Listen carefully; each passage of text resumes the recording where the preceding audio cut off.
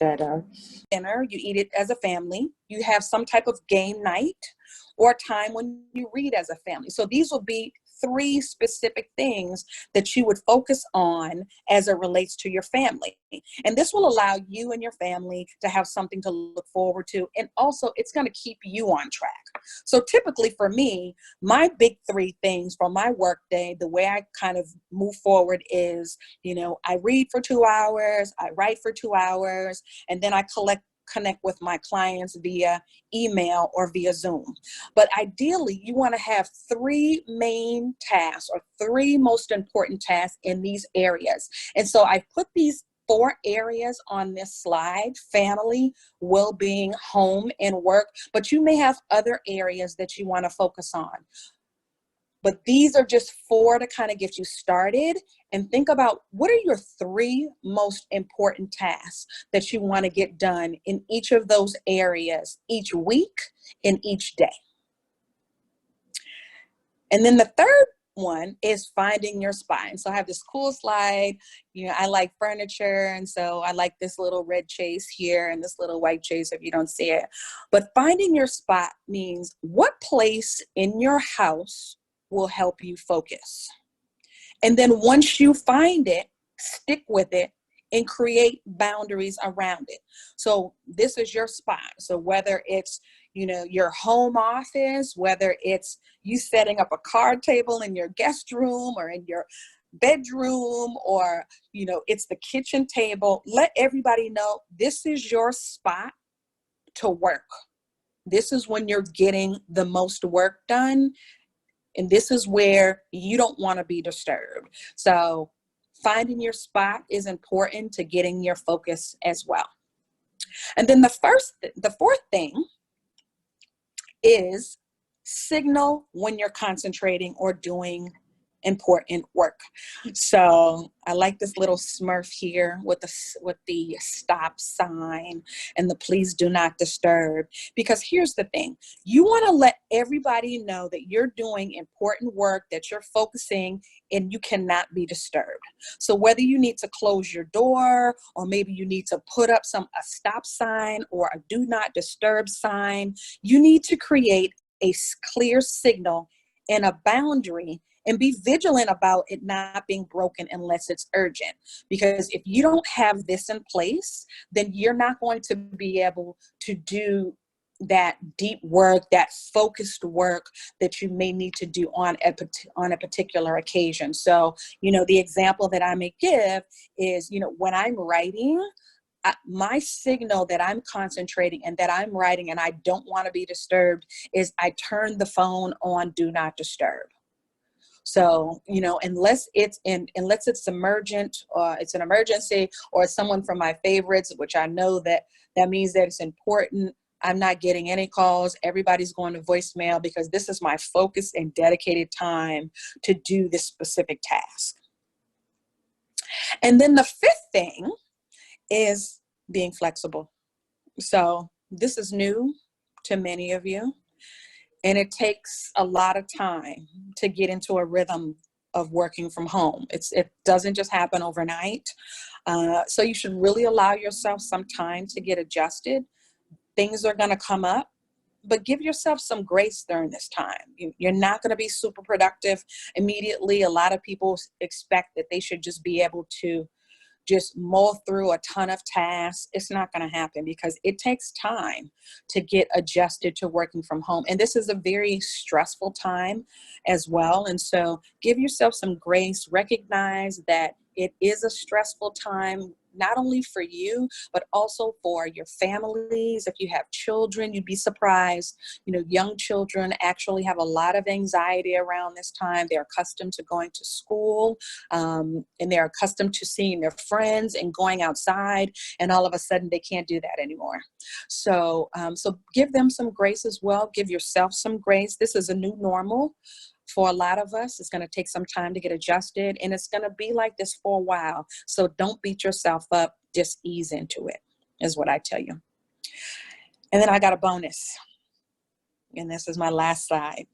So for those of you who are suffering from FOMO, you're inside, you hear your significant other, you hear your kids, and it sounds like everyone's having fun, particularly if everybody's home during the day, you're going to suffer FOMO. It's okay. I know you want to hang out with your friends, you with your family, with your kids. Take breaks during the day. Take some breaks, get up, stretch, take a walk, get some air, check on everybody else, make sure everybody else is good in the house, but give yourself a time limit on checking on them, on doing all these things, and then get yourself ready to be focused and get back to work. And that's all I've got. Those are my 5 strategies for the day.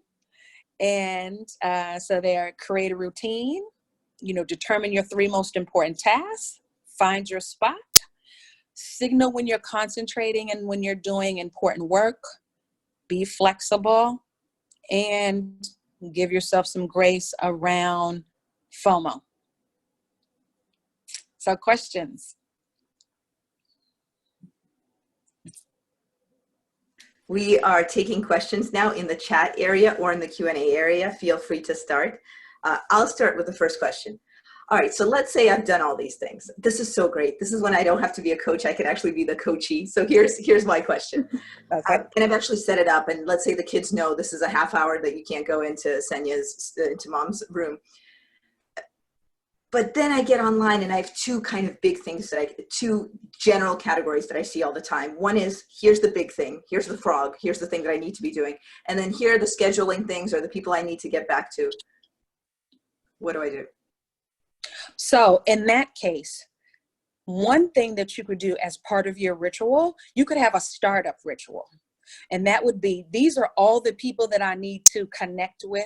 Like if you got emails that came in the night before, or emails that came in early in the morning, or set a time where you're doing only connecting, you're only emailing and things like that. So for example, part of my workday startup ritual is, after I do my regular ritual, it's check all of my emails, return any phone calls for individuals. Maybe they came in the night before, maybe they came in early that morning. So usually by 9 o'clock, I've returned all my emails, I've returned all my phone calls. So even if those people are not in the office, they've heard from me and I'm ready to get my workday set.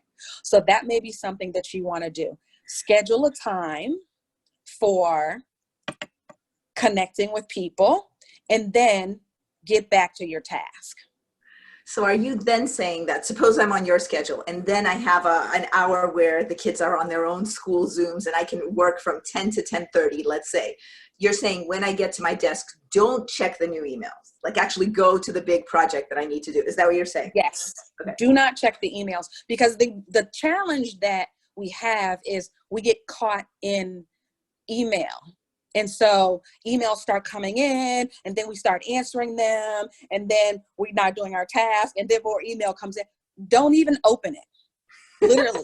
Once you open it in the morning, you check it, you respond to whatever you need to, and then you close it. The way you're describing, and then you check your email periodically. I almost see it like a video game characters, and this email's coming at you, and that, and you kind of feel clean because you're blocking them, and you're sending this, and this scheduling is getting done, and you're moving a project forward through email, but not the big one that you set for yourself for the day. Nope. Yeah. Nope. Set times. I mean, email can just be overwhelming, and you literally can get caught in this spiral of email, and you will just go down into the little rabbit hole. So set times for yourselves. So one of the things that I tell my clients is, do not have your email box open all day. Set a time where you're going to set your email. So you check them in the morning, maybe you check them in the afternoon, right during midday, lunchtime, and then you check them in the evening time, the late afternoon, evening before you're leaving. And you have some people that have, high stress jobs. Maybe when they go home, they need to check them, 6 or 7 o'clock before they go to bed, and then that's it. Mm-hmm. Mm-hmm. But set boundaries around your email. And then the other reason why you want to set those boundaries is because you don't want people thinking that they're that accessible to you. They cannot be that accessible to you. Say more about this. So if people see you checking email at night and you respond to them, they're going to keep emailing you and keep emailing you. And then they'll start sending you tasks, and then they'll start sending you projects. And then you just start doing that stuff, and you can't get a break. You have to learn how to shut down. And so when you're shutting down, part of that shutting down is, yes, you may see the email, but don't respond to it. Respond to it on Monday, respond to it during the work day, and then you begin to train your clients so that they know that you're only accessible during a certain time. Mm-hmm. And it takes some time to get there, but you can. We have a question from one of the people on the call. Similar to getting new email but not opening it and doing it at only a certain time. Here's this person's question. What if this person really values responsiveness to friends and family? This is a little similar to what Eileen went over yesterday with social connection and just having that network for you. And so this person's asking, like, what if somebody texts or calls and this person really wants to be there for them, like those people are for the person? And so I think it's important to have connection and to want to be there for individuals, but you also have to be able to set your boundaries also. So here's the thing, going back to, for example, putting your phone on Do Not Disturb. People have a favorites list. So, your mom calls, your kids call, your best friend calls, during this time when you're doing this focus work, then it must be important. So then that's an opportunity for you to say, hey, is everything okay?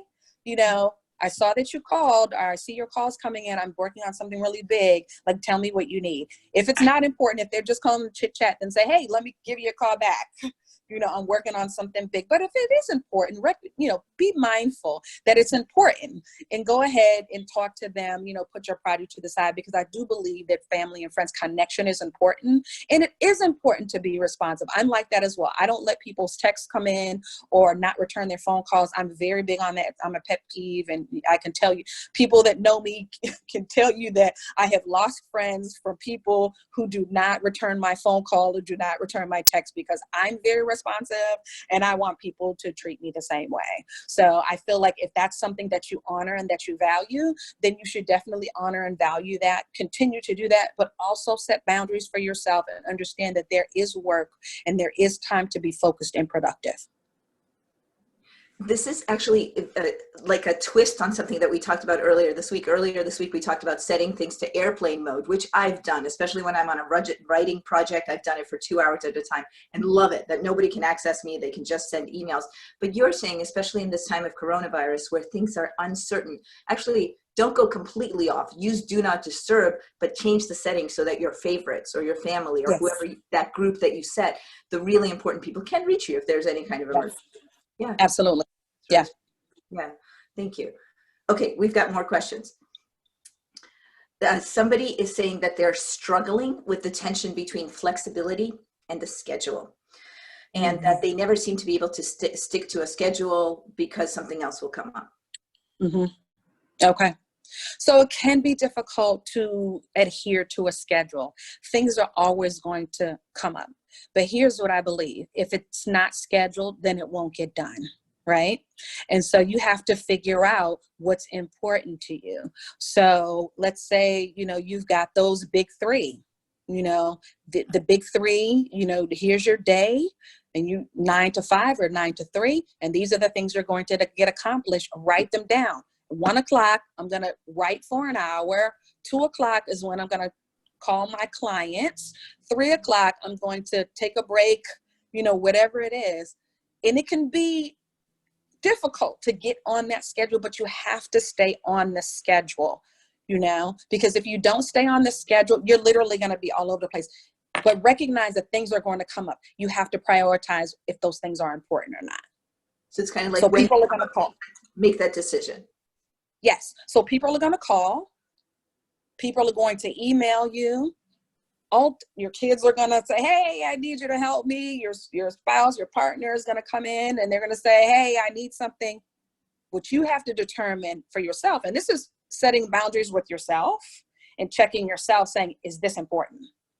Like, is this important? And everything may be important to everyone, but you have to also recognize that, is this important to you? Or like, is this an emergency? Or is this, you're just bored and you want to talk to me? If that's the case, no. Like, I got work to do. So Right, you've got to really stay focused. but also I'll call you back at 3:15 or whatever that specific time is. Whenever Yeah. I take my break. Exactly. That's exactly it. So following up on this particular question, and we have another to follow right in back of them. A lot of us on this call, we've already been exposed to tiny habits, or whether it's BJ Fogg or just the idea of doing things small. What about if this person really has, and others of us on this call have issues with schedule versus flexibility? What's the smallest way that we can get into that habit of schedule, or just really just reward ourselves for getting things right? How can we make it so that it's as natural to us as it is to you? Mm-hmm. You know what? Take a tiny step. I think that's the thing. I think it's about taking a step, and being mindful that it's going to take some time. Give yourself some grace, but take a step. So, maybe one day you go with a one pager. Okay, these are the things that I'm going to get done today. These are my big 3 in my areas, and maybe you only get 1 done. Still reward yourself because you got 1 done, or maybe you got 2 done out of the day. And then each day, set another goal for yourself. Okay, I've got these 5 things that I'm going to get done. I'm going to get these things done, and I'm not going to have any distractions. Okay, so, your kids are spazzing out and you can't get them all done. That's okay. Tend to your family, but make sure you take the time to set your mind to get back to work. Come back. But take 1 step. Okay, questions. A question on avoiding checking emails frequently. What if you start a new job that may require you to get back to new manager or colleagues at a faster pace to build up that trust, particularly given the work from home situation, and that it's hard to meet in person to build trust? So if that's the case, then what do you say about replying to emails in the evening, or even just making it a priority throughout the day? What are your thoughts on that? I think that in this particular situation, for an individual who's new and they're just getting accustomed to their team, there's a culture. So at every organization, there's a culture. And so maybe the culture is that these individuals check their emails all the time. And so you've got to figure out how you fit into the culture. And if that's not something that you're comfortable with, then I feel like, you should be able to have conversations with folks and say, hey, you know what, I'm going to check my email at this time. And this is the time I'm going to take a break.